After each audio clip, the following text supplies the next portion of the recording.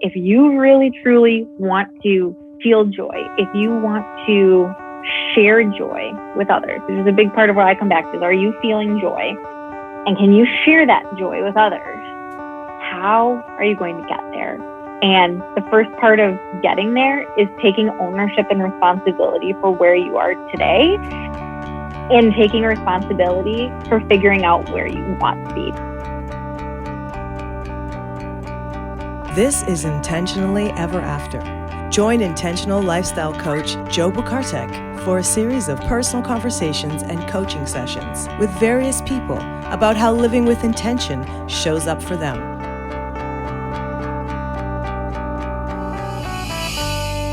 Greetings, everyone. Welcome to another episode of Intentionally Ever After. Today, I am very excited to chat with Claire Huntley-Schwartz. Claire, welcome. Thank you very much for having me, Joe. I appreciate it. Yeah, Claire, will you kindly introduce yourself? Sure. So as you said, my name is Claire Huntley-Schwartz, and I am a very proud mom to an almost 11-month-old Henry. And I live just outside of Madison, Wisconsin with my husband, Nate. We just celebrated 4 years of being married. And right now I do consulting work.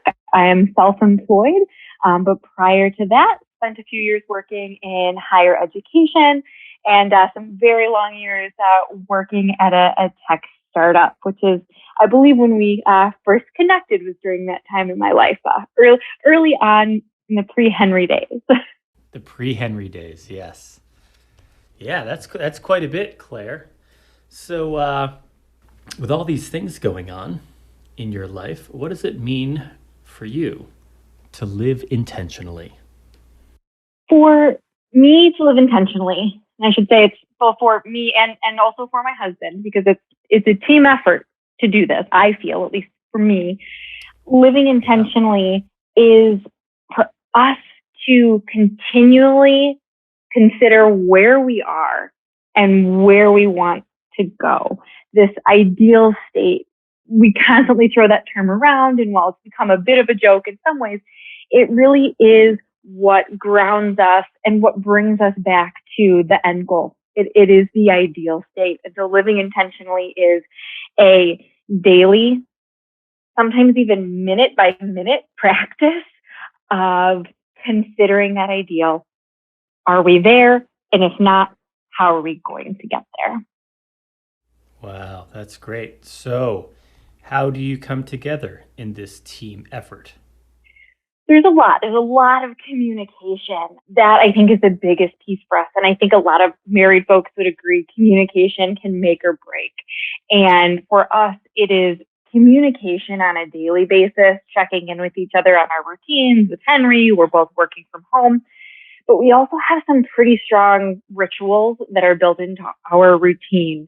Meeting about budgets, spreadsheets, not really glamorous things that we do together, but that are really important for us in terms of financial goals, our day-to-day practices, the way we make and spend money.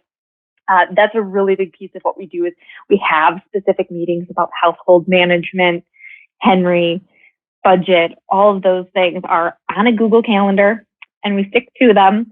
And for us, we found that that's really how we stay on track with considering these decisions in our life day to day and then also year to year. Sounds like you're running a successful, intentional business. One might not characterize it that way, but yeah, and I think the Huntley-Schwartz household is a pretty well-oiled machine at this part. And I think a huge part of it is that almost obsessive focus on what is the ideal, how are we getting there? And then also I think a big part of it is reflecting on the pieces that have already come together and appreciating that and being grateful for what we do have. That's also something that we have built in and that is really important for us, is to constantly reflect on how far we've come and how good things do feel. So you have a built-in gratitude practice of sorts, it sounds like. Yeah, absolutely. We often sit in our house when it's quiet after Henry's down and look around and talk about whether it's projects we did at the house, something that Henry did that day, a skill that we've been working on with him. And we like to sit and reflect on that and how does it make us feel? And that will generally bring about more discussions about what we want next or what we can refine. Yeah. So you had said, spreadsheets and stuff, it may not sound glamorous. Is there room for a glamorous lifestyle or a glamorous aspect here? Oh, I think there's always room for glamour. Definitely. And I think that I feel like my life is glamorous, actually, as much as I don't do, I guess what a lot of people would consider to be glamorous. I don't do a lot of social media. I'm not driving a fancy car or anything like that. But my life is it just feels good and right now. And so I guess to me, I would consider that to be pretty glamorous. That I am living a life where for me, I'm happy because I'm not going into an office and sitting down at 9 and not getting up until 5 or really having to follow someone else's schedule. It's a schedule that I've created. And yeah, it does feel glamorous. So who was the first to come to this intentional way of being, or did you both just happen to be on the same page at the very beginning? 4 years later, you're still very intentional. It has been a work in progress, definitely. We both, I think, brought into our dating relationship and then marriage. Nate's always liked to read about different kinds of methods, 4-hour work week, things like that. I think that you maybe lent me very, very long time ago. Nate likes to reflect and refine and always has been driving to be a better person, whether that's career-wise, spiritually, what have you.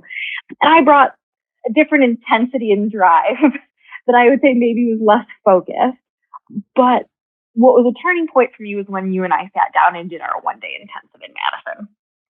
I was definitely burned out. I'd been running a really hard game in tech startup, traveling too much, working too much, playing too much, and sitting down and doing the one-day intensive with you, where we talked about that ideal, coming up with this vision of ideal. And then how do we get there? It's one thing to put ideal down on a piece of paper, but what are those steps? What needs to happen to get to that ideal? And I went home from that one-day intensive with you and basically took the next Saturday, I believe it was, and I tried to be you and Nate was me.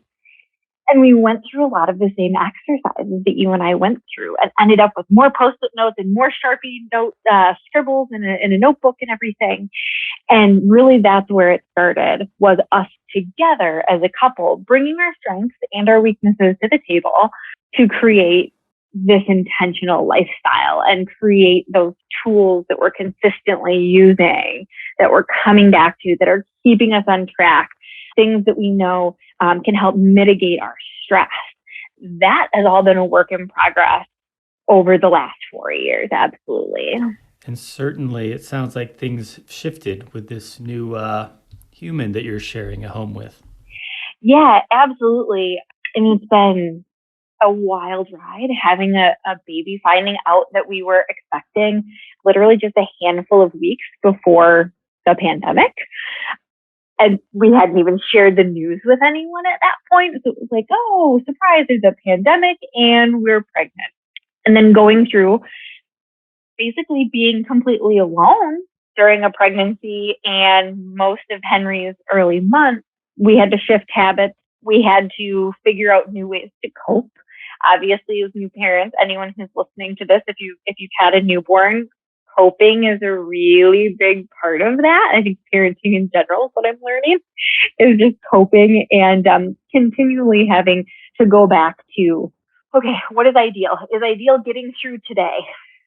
What do I need to do to make it through today? Not 10 years from now. Yeah. But today.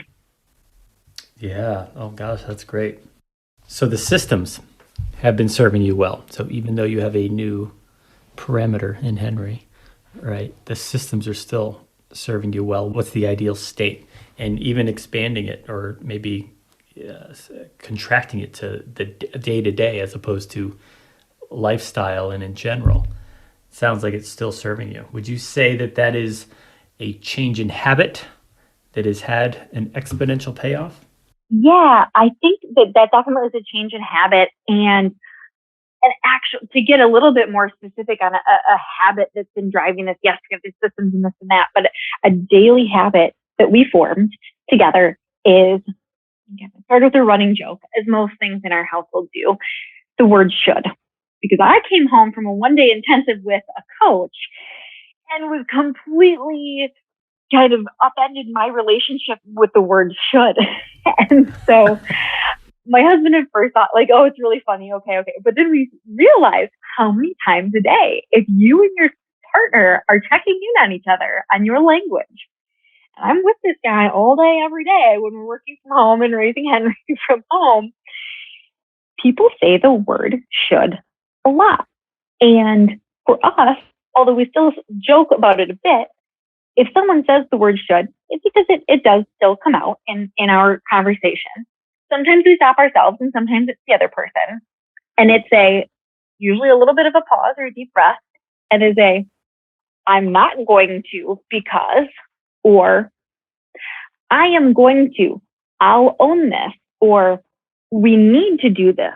Can you please own this? And we use the word own. We both come from a project management background. Again, it's kind of a joke with us, but it is. Because, oh yeah, you say, yeah, we should call the HVAC company about that tune-up. And you just leave it at that. Okay, why are we doing that? Do we need to do it? Do we want to do it? And then who's doing it and when? And these things get kind of left. And then all of a sudden it's 6 weeks later and you're like, did he call about that? Who made the appointment? And it can just create these situations that then, at least in our experience, can fester. Or another we should go to so-and-so's birthday party. Do you want to go to that birthday party? Is it safe? In these times, we have to think about that too. Is it safe for us to take unvaccinated Henry to that? And really processing when we say the word should, having a deeper conversation about the feeling or the thought. And that's a really big shift in our habit, and something that I've shared with some family members, and they've taken some note of that, of just stopping in and checking in with yourself when that word comes out of your mouth has been absolutely transformational for us. Wow, that's fabulous. I love that. That's one of the immediate impacts that day had, was shifting of languaging, or the calling out of the usage of should. What you referenced family members just a moment ago. What has the shift been in living this more intentional life, if you will? How has it affected relationships with your extended family? That's a good question, and most questions I think about extended family can be kind of complex. I would say overall, it's been really good. I think that the impact on more of my immediate family, thinking about my parents and my sister, they see that I'm happy. They know that I'm happy, that I'm not all stressed out. I'm not totally burned out. I'm excited to go do things with them when we have time to get together. To intentionally make time for one another. And I think that time, I know that time is much more enjoyable for everyone when I'm a happier person, a happier mom, and not constantly checking my phone and dealing with work things that in my previous life, in my startup life, that was me. I was never 100% there because work was so much of my life, and I had challenges creating those boundaries between family time and work time. So I think that that's been probably the biggest shift in the impact for my family, is that I'm a happier person overall. Yeah, and it's positively benefiting them as well as a result. Yeah, absolutely. I try to gently share, some of these things, whether it's, the word should. Saying no is really important. That's another thing I've definitely talked to my family a lot about, is it's okay to say no, and reminding them that, it's totally cool if this, afternoon lunch date does not work. the importance of the honesty there. We're family, for goodness sake. We should be able to tell each other no. And you don't have to have an excuse. Sometimes you make a decision just to say no and to not do something. And I think that's, at least in my experience, people are kind of shocked that that's not acceptable. If you're saying no to a wedding or a party, that there must be some conflict. There must be some reason that Right. you should, as people think, you should tell me a reason. And no, I don't feel like I want to tell you a reason, or maybe I do. And my reason for not going to a birthday party at 8:00 at night with an 11-month-old is because my 11-month-old is sleeping and I'm watching Netflix with my husband. Right. Oh, that's great. Yeah, that's really empowering too, to be able to say that, and to be able to say it without feeling like you need to give a reason as well. So is there a particular thing or situation where you have said no and it's made a significant impact? Yeah, I would say in general, saying no to work situations, that has had the largest impact on my day-to-day well-being. As I mentioned, it was in a very awesome, interesting learning experience of a startup, but wasn't jiving with where I needed to be, wasn't allowing me to be my best self, to live intentionally in that situation. And being able to say no to that situation when you're personally very close to everyone in the organization. You started as a couple young kids in a small office in a very not glamorous office in Madison, and grow this company into something that we're really proud of. Spoiler alert, this was the news of, $42 million. They got acquired last week. So that's good. Like we did something super cool. And to know that it would be hard to say no to that work situation, for as amazing as it was and how much fun I had with my coworkers, people that I'm still close with to this day, being able to say no to working too much, no to drinking way too much caffeine, no to not prioritizing myself was absolutely tremendous. And then even after that work situation, I did find myself even in some consulting, even being self-employed, find myself in consulting relationships where sometimes it's just not the right client. And when you learn that, being able to then gather yourself and say no to the money, say no to the flexible schedule, even if it has all these great things that it had checked off your list when you initially went into this agreement, it doesn't always work out. And being able, I think for me, I always had this, so you can't quit. You don't want to be a quitter, right? You don't leave until the job is done. Mm-hmm. And I agree with that in a lot of ways. In certain situations, I think that's important, but it's assessing those situations. And for me, these work situations weren't bringing me joy. And so I wanted to, and then I did just simply say, no, this is not something I'm going to continue with. And that I feel like is not something that 10 years ago, fresh out of graduate school, being in a weird work situation in higher ed, I didn't have that kind of courage. And I also just don't think I had the skills at that point to sit down, to write it out, to work with my husband to make these decisions for our family. Yeah. And certainly some life experience too helps to make those decisions, right? Because you know that different options exist. And I think you touched on something that a lot of people struggle with is we have these rules, these general rules and labels for ourselves. Like, I'm not a quitter. Mm-hmm. And the ends to which people will go because they're not a quitter, and the cost that it can have on them because, again, I'm not a quitter. I ain't no quitter, whatever. Without challenging specific aspects to it, without expanding the definitions, like, well, unless fill in the blank, right? But they don't challenge them. They don't consider, is it serving me to, go all in all the time and say yes to anything just because of my role, because of my title, because of my position? And I think in a lot of ways this happens at work, and I think it can happen in families as well, in the name of family. So it sounds like you paused your rule and you're like, wait a minute, when does this rule not always apply? And when is it not serving me? And then coming up with your own subset of rules, because you can still benefit from the rule of not being a quitter, right? Because you don't want to just jump from anything without putting in some solid work, it sounds like.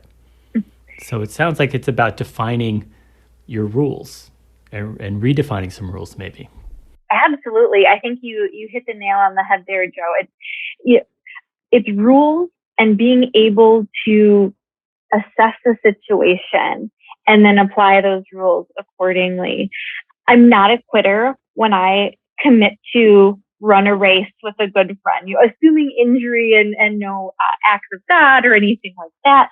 Those are situations where generally, you got my word, you're my friend, right? Those kind of situations, of course, then I will get on the treadmill, even though do I always feel 100% like I want to get on the treadmill? Of course not. But we do those things, and then I remind myself after the first mile, it's like, oh, right, it always feels better after the first mile. And you get there, and you feel even better when you're in the shower afterwards, and you know that you did it, you started your day out right, all of those good things. So I don't want to be a quitter, and I won't be a quitter on those kind of commitments to good friends, things that I know that are really good for my health and that get the endorphins going. But I certainly am much more comfortable saying no to those situations that aren't comfortable, are not healthy at the end of the day. Right. And the more you have those wins, the more confident it sounds like you can be with this new way forward. Oh, absolutely. I think, when I was considering leaving Grocery Key, the startup, it was weeks and physically feeling ill, honestly. Just such a big decision and not sure. Fast forward here to a few months ago, and I've got a client that I'm working with that it was a really easy decision by the time. And I had been practicing saying no and practicing defining my rules all throughout being pregnant during a pandemic and having a little one during a pandemic. Those were really incredible opportunities, as challenging as they were, for Nate and I to, we got to be honest with people. We have to set these rules, these boundaries for our safety, for our son's safety. So that was really good practice then to come out on, I wish I could say the other side of the pandemic, but, through the pandemic a bit, then my ability to handle my clients in a more appropriate way, what's most appropriate for them, what's most appropriate for me, it's been a tremendous improvement over the last few years. Yeah. So this is a conversation I have with folks, and I've had one recently, even on this podcast, practicing saying no. How would you recommend to someone who's just no good at it, who just feels like they can't, out of obligation, out of, again, loyalty or what have you, how would you recommend practicing? How does someone do that? Ooh, I like that. I get a lot of practicing no to my dogs because they're counter surfers. That's just saying no. I'm constantly saying no to that and a toddler. With saying no, for me, a lot of it goes back to those same feelings that can be tied to the word should. So I would kind of flip it around, and I would challenge someone to tell me, why are you saying yes? Are you having a should feeling? Yeah. Are you having, sometimes it's, I have to get this paycheck to pay my bills because I need a roof over my family's head. Hey, that's a reason you're not saying no, potentially, right? I mean, I can say no and walk away from a job. Obviously there's a lot that went into that financially and everything. But I think that's what I would ask someone to do, is to tell me, why do you keep saying yes? And then if you're saying yes, does it bring you joy? Is this something that's absolutely necessary? Like the example of needing to pay a mortgage or a rent or pay for groceries, things like that. Are you saying yes because you're contractually obligated in some way? Well, how far reaching is that contract? Going through that process, why is it that you keep saying yes every single day? And I think that if a person does that and can write out, I would suggest writing. I like to write. If you can write out all the reasons you're saying yes, and maybe at the end of that exercise, if the page is blank and there is no reason you're saying yes, you're not getting joy, and it's not to pay your mortgage, I think that the person would come, into their own as far as why saying no might be something you want to consider. Yeah, at least in this very same instance. Okay, I love these answers. I'm going to keep pushing you on it because I want it. This sounds like it works great when applied to a professional situation. How about family? The obligations and stuff. How might someone practice saying the no here? Yeah. That isn't their dogs, because I do think that's great to start. So I think with the saying no, I think at least in the way I was raised in the upper Midwest, I mean, we have a saying, Wisconsin nice. And I think Wisconsin nice, part of it is never saying no. That oh yeah, there's always room for one more at the table. I love the hospitality and the warmth of folks in the Midwest. And they are folks. They're not people, they're folks. Yeah. But it's hard if you've never been in family situations where people have said no to things. It's so brand new. And so I think with family, it isn't as easy as a black and white. Why am I saying yes? Contractually obligated, income, etc. I think you have to dig a little bit deeper and really think about, this is maybe a Marie Kondo phrase, but the sparking joy. Are these situations with family, whether it's a social obligation, a birthday party, something like that, or social event, I should say, a birthday party, or maybe visiting someone in the hospital or a nursing home, something like that, does it spark joy for you? And what will it do for the other person? And I do think that's important to consider too. I'll give, for example, my mother recently asked me to go on a trip with her to visit my great aunt who is about to enter hospice. And that was a decision I had to make, and it was really hard. And I eventually did have to say no. And if people are wondering, how did I say no? It was weighing a lot of logistical things on my end, to be honest. Childcare. Okay, if I take my son, he's unvaccinated, I'm going into a healthcare facility. It's very hot outside in the middle of an August summer.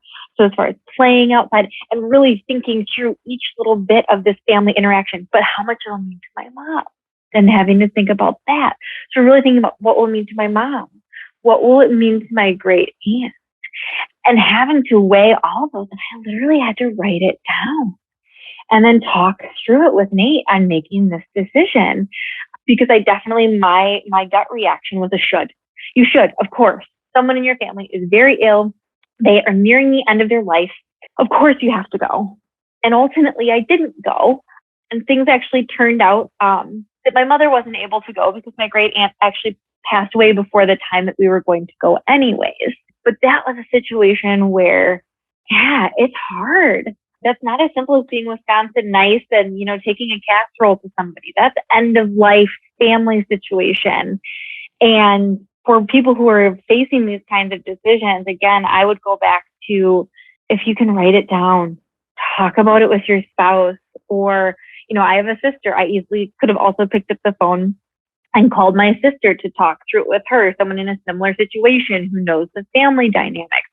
Having people that you can talk through these decisions with, I think is really, really important. I know for my success, I would not be able to feel like life is so good and so intentional and headed in the right direction if I didn't have Nate. There are other specific friends in my life too that are the people that I would go to discuss these decisions with. And I think without that support system, it can be incredibly hard, especially to say no to something that you have determined you're not willing to do.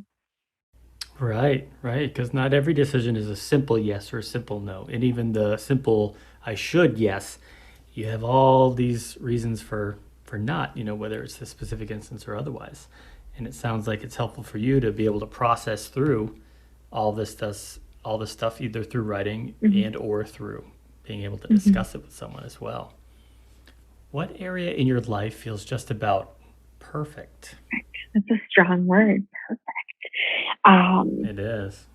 I definitely feel like the rhythm of the way Nate and I are managing our household right now, and that I would say would include finances, home renovation, caring for the dog, just our day-to-day routine and week-to-week routine feels really good. I'm sure something with having a toddler will impact that in the near future, and then we will simply need to refine and revisit and create some new systems or new habits. But I would say right now, the way that we are communicating and managing the household, just really basic stuff like having a plan for meal prep for us. I know it's not for everybody. It's not super important, but for us, that's something that impacts our happiness, that we get a lot of joy out of cooking food and eating good food. Right now, we're harvesting a lot of food, and that it can be a lot to manage sometimes, with the gardens and how could I possibly make one more thing with tomatoes right now? Really basic things like that play into overall household management for us is pretty perfect right now. And as a result, our stress levels are lower than they've been in years. Wow. That's saying something as parents of a toddler and during a global pandemic. Yeah. Pretty significant. I know I've asked you this in a previous conversation, but I'm going to ask it now that we're being recorded. Have people started to notice? Yeah. I definitely think that, as I mentioned, I hope, I know my parents have expressed this, that people notice, just generally, my overall happiness has increased quite a bit. And I've had some friends make some comments about how they feel I'm a little more relaxed, which I'll admit I was not the most relaxed person. And I still, of course, will get tense, and I'm a human. I'll get tense and anxious on occasion, of course. But people have definitely noticed a just general, I think, toning down of my, I would say, wound pretty tight to begin with. Just a intensity, go, go, go. Like, rest is for the weak.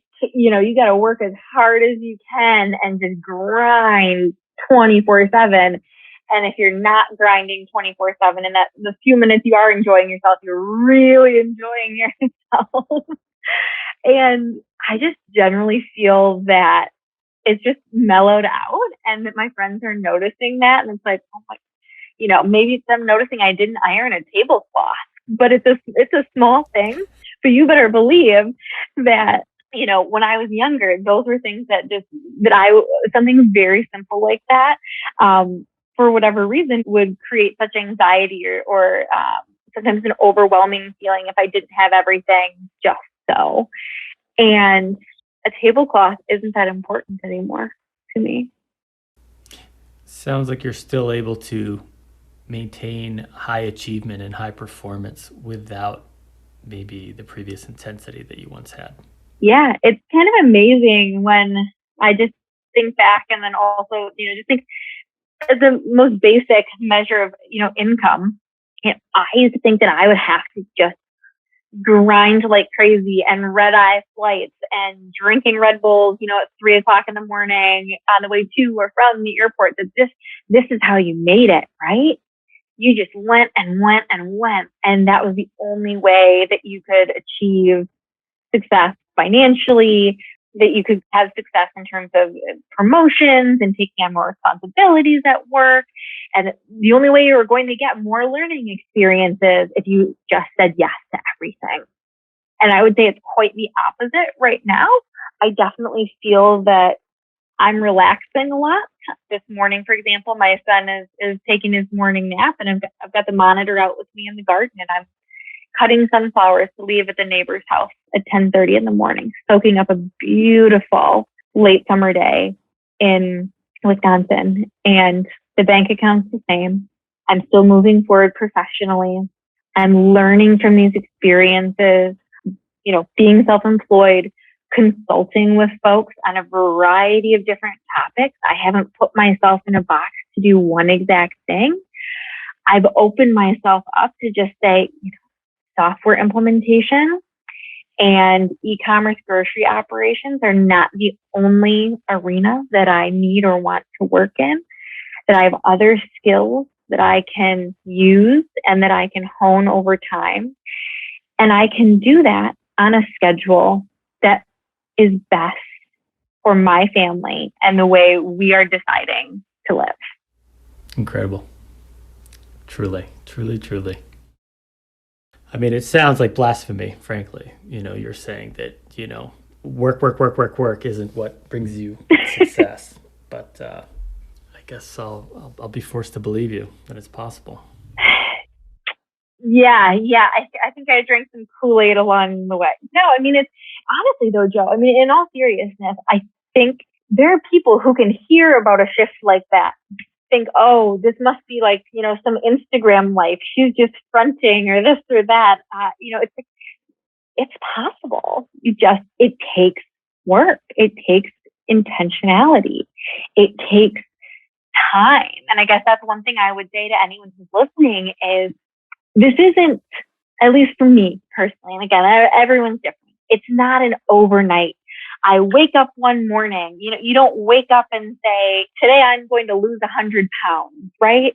One of my best friends has lost 120 pounds and recently, and it's taken her over a year. It's a journey just like she's been on, where it's those small shifts, but it's daily habits and shifting and reshifting and reprioritizing and retrying. It's not a magic bullet. I mean, I think most of us know at this point, if it sounds too good to be true, sometimes it can be, but things can be good. You just have to work at it. And I think a big part of it is you need to be responsible for yourself. And I think that that's something I've noticed in a lot of mom conversations and blogs and groups and this and that. I get the sense that a lot of folks are just thinking, this is just the way life is, right? I'm always so busy and I always have the kids always have too many events and I never have enough snacks. And you just hear this. And I realize a lot of it can be mom venting. I get it. I definitely partake in that on occasion as well.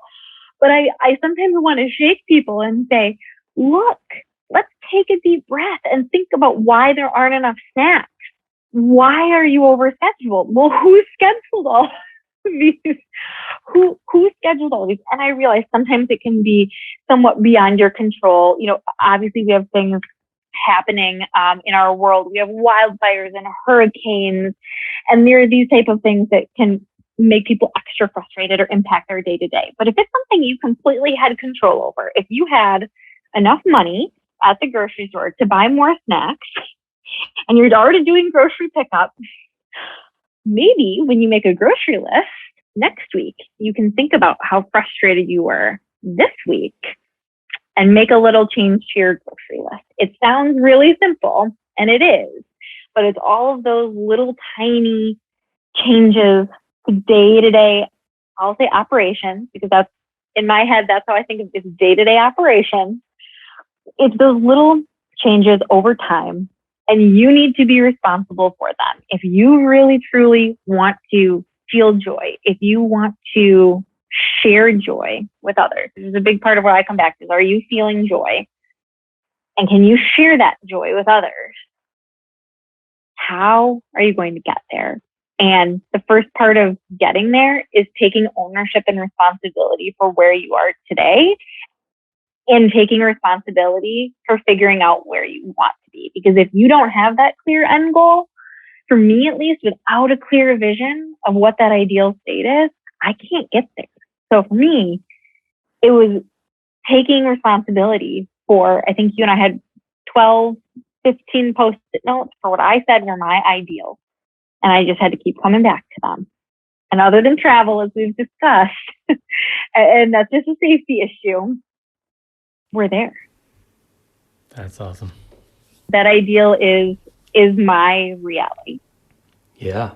Yeah. And it's making those simple adjustments to your operations that have gotten you there. And I'm sure that, you're keeping a close eye on travel situations so that as soon as you're able, you're doing what you can. Yeah. And what Nate and I are doing in the meantime is we're researching. We're researching and learning about new places that we didn't know existed before, places that we'd like to take Henry. Where is, a great place to go with a toddler? We're at least able to engage, scratch that itch a little bit and engage in those activities right now, even though there's still a pandemic and even though we don't have vaccines for kiddos under 12, that doesn't mean we can't take steps towards that goal of getting back to traveling. And that, again, brings us joy, being able to plan and toss around ideas on where our next adventure will be. Right. Is that idea that you mentioned of taking responsibility for yourself. What can we do in the face of this external situation that we can't control, right? And you're figuring out ways to control what you can, identifying it and figuring out what you're going to do about it. Mm-hmm. Exactly. Who is someone that you admire?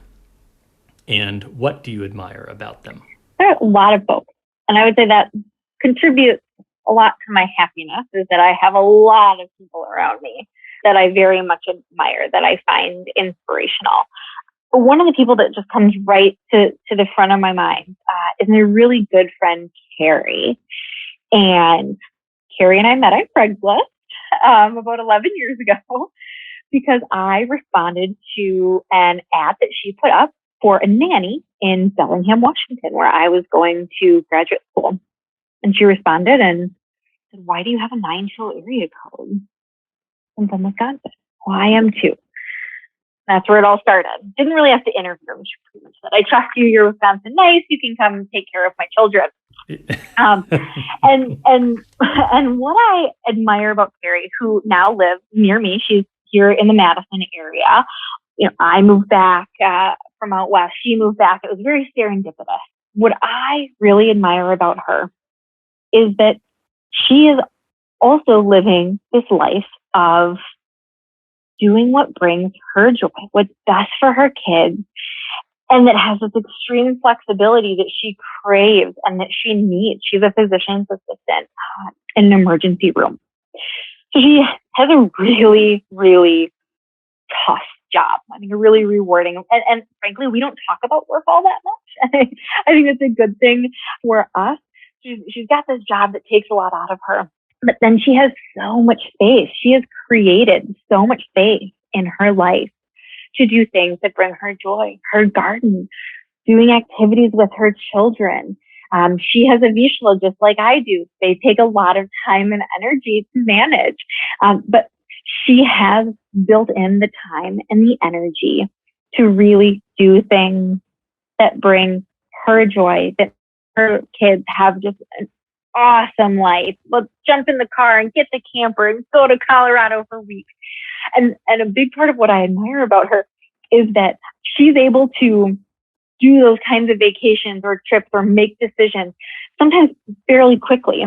Whereas I often will need a lot more planning and a spreadsheet and things like that. But I think it's great because we're totally different. Like if Carrie and I were to go camping together, I think it would be the perfect combination because we are actually just so incredibly different. And I think it's great. We talk about it sometimes that, oh, you're so organized. I'm like, oh, but you can just get up and go. And we talk to each other about how we do that. And we're learning from each other. And I think that that's part of kind of bringing us, both to better places in our lives is because we are just so incredibly different. While we do have a lot of shared interests, we are both living lives that I think most people would consider fairly untraditional. She's working a few days a month. Her husband works from home also and has for a long time. He's a consultant like I am, and we have some shared work interests that has been a great synergy as well. But she is a happy person, and she just exudes joy, and she's a damn good mom. And that's a huge part of what I admire about her. Wow, that's wonderful. So I'm wondering, you've shared some things that people have noticed about you, and I'm wondering if this might be what you consider what people admire about you. And maybe it's part of you finding joy. Maybe it's partly how organized you are. But is there something else that you feel like people admire about you? Yeah, this question, I think this is a good one because someone just recently brought it up to me. We were discussing jobs and, oh yeah, when I did this job or that. Admittedly, Joe, I've had a lot of jobs. I started working when I was 15, and just through high school and college and graduate school, kind of just did a lot of, I guess I could say, random, hey, I need to pay the bills. I'm always up to try a new work experience. And one of my friends was saying something to the effect of, every time I mention something like, you've done this job, you've had so many random experiences. And I think that willingness to try new things is hopefully something that people admire about me. I think it can be really scary to try new things. Whenever any of my friends are changing jobs or applying for new jobs, I get a text. I don't know if I should do this. My job's so secure right now, or what about this or that? I used to think I was really just too risk averse. And now I've realized I have what I need to make these decisions. And it might seem rash to other people. Oh, she just quit her job. Like when I was working at UW-Madison, you saw I had just gotten benefits, and this could have been, a cakewalk, and I could just sit there till retirement, right? And I just got up one day and left. And my mom just about had a heart attack when I told her, no, there's no insurance, but there's stock options. And that willingness to try new things, whether that's work-wise or cooking, baking, things like that, I tend to just go for it, to try new things, not without some thought and some planning. Usually big decisions have a lot of thought and planning. But I hope that my friends see that as an inspiration, and at least from conversations that I've had with them over the last few years, as folks have gone through lots of different job changes or decisions about whether or not to have kids, things like that. A lot of my friends have reached out to me about these decisions and have asked for feedback and explicitly asked for help on how do I make this decision to try a new job, to try a different family structure. And I love that. And I love talking to my friends and hopefully helping them process these really big decisions, that I can be someone that they can come to as a sounding board. It's incredibly rewarding. Yeah. Well, you have given me, but also the people listening to this conversation, lots of things to consider. And I love it. I love the processes that you've created that work for you in helping you make these major and maybe less major decisions. But it really seems to have almost simplified your approach, even though you have steps and filters and decision making, flow charts maybe and spreadsheets. It really seems like you are getting to have pretty much everything that you want. Yeah, I would say right now it feels good. They're the things that I want for, as I said, travel. I understand. We'll do what we can in the meantime, and travel will be there on the other side of this. But for right now, I am happy as a clam to sit and enjoy life with my family. Wonderful. Claire, what else would you like to share with folks? I can't just go back to it's not an overnight process necessarily, that it is small shifts. And I don't want that to sound like, oh, it'll have to be this multi-year journey. I definitely felt the positive effects of these small shifts, days, weeks. When you and I started working together, like I said, that day-long intensive we did. The next morning, I woke up with a new perspective. And while I wasn't able to implement all of the change, I was inspired to implement the change, and I had the tools to do it. But you immediately will reap the benefits of even just these small shifts. And the journey may be long. I dare say the journey is on too cheesy, but the journey really is your lifetime. because life will change and things will happen and things won't go according to plan. No matter how many spreadsheets you have and how solid your plan is, we know that things will change. But if you've been making some changes to your day-to-day life, if you've been shifting the way you think about saying the word should or saying the word no, or more importantly than saying the word yes, saying yes to new opportunities or new challenges, I think if you start doing that, you'll be ready and life won't seem so hard. That hopefully you're not running out of snacks or overscheduled, that life will be more enjoyable and that it will be an ongoing process that requires a bit of maintenance, sure, but we all mow our lawn or do our laundry. We're already doing all these little maintenance tasks, right? We're all doing our taxes, hopefully. These are all things we're already doing. It's just incorporating a few new little things here and there that will change the way you live your life. I like that. Maintenance into your personal systems. Very well stated. Well, Claire, I really appreciate the time and your awesome answers and really cool news that you just dropped in the midst of this. That's really exciting. Really, thank you. Thank you for taking the time, and I appreciate it. Absolutely. It was my pleasure. As always, I enjoyed chatting with you, and I hope that all the listeners out there have also enjoyed this conversation. No doubt. No doubt they have. This has been Intentionally Ever After, hosted by intentional lifestyle coach Joe Bukartek. If you would like to have your own intentional conversation with Joe on or off the air, visit intentionallyeverafter.com. Thanks for listening.